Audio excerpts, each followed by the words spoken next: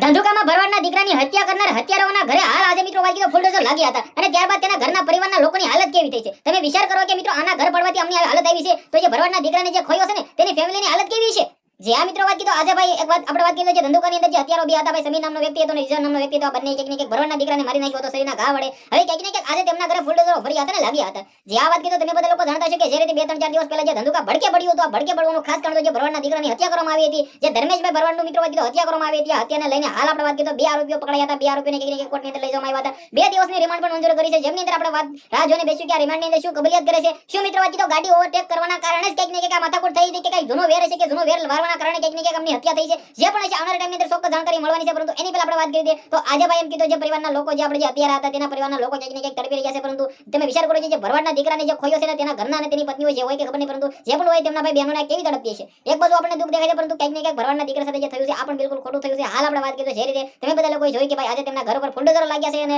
જે પણ મિત્રો વાત કીધો લાગ્યા છે ક્યાંક ને ક્યાંક તમે વિચાર કરો કે સરકારી જમીન છે તેના કારણે લાગ્યા છે ને પરંતુ આપણે વાત કરીએ તો ધંધુકાની અંદર આની પહેલા પણ એક ઘટના ઘટી હતી જે ભરવાડના દીકરાને મારી નાખવામાં આવ્યો હતો કિશનભાઈ ભરવાડને જે મિત્રો વાત કીધો 2022 ની અંદર મારી નાખવામાં આવ્યો હતો ત્યારબાદ આ બીજી ઘટના આવી ઘટી છે ત્યાંના લોકો તો એવું કહી રહ્યા છે કે ભાઈ 5 વર્ષની અંદર ઘણી બધી હત્યાઓ થઈ રહી છે શા માટે આવું થઈ રહ્યું છે હિન્દુને એકતા થવાની જરૂર છે હાલ આપણે વાત કરીએ તો જે રીતે ભરવાડના દીકરાની સાથે જે થયું છે બીજી વાર આવું ન થાય તે માટે કડક કાર્યવાહી કડક સજા વરઘોડો પણ કાઢવામાં આવ્યો છે અને હાલ મિત્રો વાત કીધો ભરવાડ સમાજના લોકો તો એવું કહી રહ્યા છે કે આને ભાઈ ફાંસી થઈ ગઈ પરંતુ તમારું શું રહે છે જે પણ કમેન્ટ અંદર જણાવી દેજો વિડિયો શેર કરો ફોલો કરો આપણે એક નવો વિડિયો મળશે તો બધા લોકોને જય હિન્દ જય